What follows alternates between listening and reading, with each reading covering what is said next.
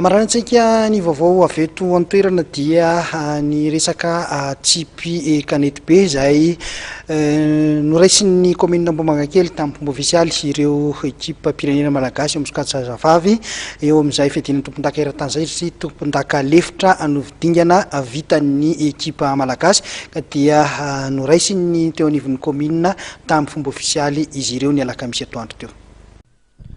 Ny efatra ka hatramin'ny 12 novambra lasa teo no natao tany Chine ny fiadinana ny tompon-daka eran-tany sokajy vehivavy zandry ny taranja tsipy kanety be. Efa niarahana hita ny zava-bitany solitena malagasy tamin'izany. Teo aloha no navosotra ho tompon-daka eran-tany ny sokajy zandry ny zazalahy. Tompon-daka lefitra kosa ny ekipa pirenena malagasy vehivavy nahitana ny Sisine, Yasina, Mirana ary Tita. Ny ekipa ny France moa no nandesa azy ireo tamin'ny 17 teo amin'ny efamaranana. Aloha izay anefa dia nasisin'izy ireo nazera teo amin'ny manasa-dalana sy ampaifadalana i Italia sy Thailande. Raha ny fitantaran'izy efabavy dia ny ampaifadalana nikatroana tamin'ny Thailande no tena nanahirana.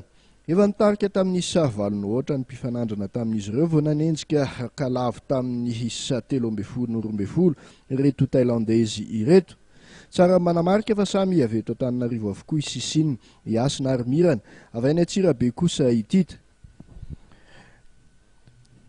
Amma zanaky ny commune Ambohimankakely ny Yasina ary dia tsy nanadiny fankasitrahana azy ny mponina tao an-toerana niaraka tamin'ny ben'ny tanàna Nainandrianarson.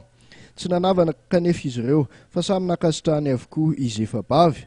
Ny alakamisy sy atoandro teo ary dia nisy ny fandraisana makotroka an'ireto mahery foan'ny firenena ireto tao amin'ny commune Ambohimankakely.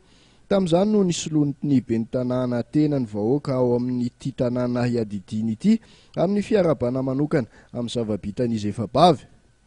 Mbola nitsodrano azy ireo havita tsaratsara kokoa moa ity tompon'andraikitra ity ary mampanantena ny mbola hikarakarana fety manokana ho azy ireo atoato. Nandritra ity fotoana ity moa no nanimpahazany Yasina teny ho an'ireo mpakafy ity taranja ity eny amin'ny manodidina an'Ambohimankakely. Niafatra ho an'ny ekizy ity tsipy kanety be eto Ambohimankakely sy niafatra ho an'ny commune izany dia mba mangataka izahay mba mikasana terrain petro anketo mba ampirovoroana izany tsipy kanety be izany. Tetsaka ilan'izay dia nitondra ny fisaorana avy amin'ireto tompon-daka lefitra maneran-tany ireto i Sisine amin'ny tsy nanadinoan'ny commune Ambohimankakely sy ny vahoaka ao aminy azy ireo tamin'izany ezaka vitany izany. Ny farany isaorana koa ireo namana teknisiana niarana natosany fandarana tamin'ity androany ity dia manome fotoana indray ny fandarana mahery amin'ny herin'ny toy izao. Veloma tompoko.